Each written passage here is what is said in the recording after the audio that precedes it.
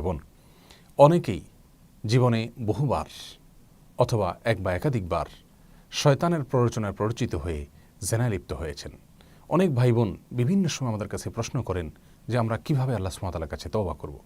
আমাদের তওবার জন্য বিশেষ কোনো শর্ত আছে কিনা, যার সঙ্গে জেনা করা হয়েছে তার কাছ থেকে এজন্য ক্ষমা চাইতে হবে কিনা, তার কাছ থেকে মাপ চাইতে হবে কিনা, নাকি শুধুমাত্র আল্লাহ সুবহানাহু ওয়া তাআলার কাছে ইস্তেগফার করলে, মাপ চাইলেই জেনার অপরাধটি থেকে আমরা মুক্তি পেতে পারি। প্রিয় দর্শক, সন্দেহ নাই জেনার মতো অপরাধ এর সাজা অত্যন্ত ভয়াবহ। আল্লাহর দৃষ্টিতে এটি এত জঘন্য অপরাধ যে জেনার শাস্তি কখনো কখনো মৃত্যুদণ্ড পর্যন্ত আল্লাহ সুবহানাহু ওয়া তাআলা ধার্য করে দিয়েছেন। রজমের মতো কঠিন শাস্তি আল্লাহ সুবহানাহু ওয়া তাআলা আরোপ করেছেন জেনার জন্য কোনো ক্ষেত্রে। অর্থাৎ কোনো ক্ষেত্রে জেনা এটা মানুষ হত্যা করার মতো অপরাধ।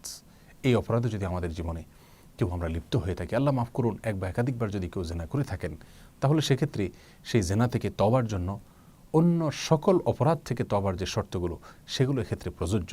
অর্থাৎ এজন্য প্রচণ্ডভাবে লজ্জিত হয়ে, অনুতপ্ত হয়ে আল্লাহর কাছে সবসময় লজ্জাশীলতাকে প্রকাশ করে আল্লাহ সুবহানাহু ওয়া তাআলার কাছে মাপ চাইতে হবে, ক্ষমা চাইতে হবে এবং তওবা করতে হবে তওবায়ে নাসুহা। অর্থাৎ খাঁটি তওবা করতে হবে যেন সেই অপরাধে আর জীবনে কখনো ফিরে না যাওয়া হয়। সেজন্য সংকল্প করতে হবে। কঠিনভাবে যদি সংকল্প করা হয় এবং পেছনের গুনাহ থেকে সরে আসা হয়, গুনাহের উপকরণ থেকে এবং আসবাব থেকে, মাধ্যমগুলো থেকে যদি তিনি সরে আসেন এবং আল্লাহর কাছে লজ্জিত হয়ে আগের কৃত অপরাধের জন্য ক্ষমা চেয়ে, মাপ চেয়ে নতুন করে আর কখনো না করার জন্য সংকল্প করেন, দৃঢ়ভাবে প্রতিজ্ঞাবদ্ধ হন, তাহলে ইনশাআল্লাহ জেনার অপরাধ আল্লাহ সুবহানাহু ওয়া তাআলা ক্ষমা করবেন। আল্লাহ সুবহানাহু ওয়া তাআলা কোরআনে কারিমে অত্যন্ত পরিষ্কারভাবে জানিয়েছেন, ইন্নাল্লাহা ইয়াগফিরুয যুনুবা জামিআ। এমন কোনো অপরাধ নাই আল্লাহর জমিনে যে বান্দা যদি লজ্জিত হয়ে ফিরে আসে তো আল্লাহ সুবহানাহু ওয়া তাআলা এটা ক্ষমা করবেন না। এমন কোনো অপরাধ নেই। শিরক সবচেয়ে বড় অপরাধ, সেটাও যদি বান্দা তওবা করে আগেকৃত শিরকের জন্য আল্লাহর কাছে লজ্জিত হয়, আল্লাহর কাছে লজ্জিত হয়ে মাপ চেয়ে সে ফিরে আসে আর কখনো করবে না বলে সংকল্প করে, তার ভুল সে বুঝতে পারে, তাহলে আল্লাহ সুবহানাহু ওয়া তাআলা শিরকের মতো অপরাধ পর্যন্ত মাফ করে দেন। অতএব শিরকের মতোই জেনা সহ অন্য সমস্ত অপরাধ থেকে বান্দা যখন কায়মনোবাক্যে আল্লাহর কাছে ইস্তেগফার করে আগের কৃত অপরাধের জন্য আল্লাহর কাছে লজ্জিত হয়ে ভুল স্বীকার করে ক্ষমা চেয়ে নতুন করে জীবন গড়বার জন্য সংকল্প করে আর কখনো করবে না বলে দৃঢ় প্রতিজ্ঞা করে, আল্লাহ সুবহানাহু ওয়া তাআলা বান্দার সে তওবা কবুল করেন। নবী আলাইহিস সালাম বলেছেন, ইন্নাল্লাহা ইয়াকবালু তাওবাতাল আবদি মা লাম ইউগারগির। বান্দার একেবারে মৃত্যুর কাছাকাছি যাওয়ার আগ পর্যন্ত আল্লাহ সুবহানাহু ওয়া তাআলা বান্দার তওবা কবুল করেন। অতএব জীবনে যদি বারবারও জেনা হয়ে থাকে, বহুবারও জেনা হয়ে থাকে, আল্লাহ সুবহানাহু ওয়া তাআলার কাছে খাঁটি অন্তর থেকে যদি তওবা করা হয়, লজ্জাশীলতার সাথে ইস্তেগফার করা হয় এবং ফিরে আসা হয়, আর কখনো সেটা না করার জন্য প্রতিজ্ঞা করা হয়, তো ইনশাআল্লাহ আল্লাহ সুবহানাহু ওয়া তাআলা তওবা কবুল করবেন।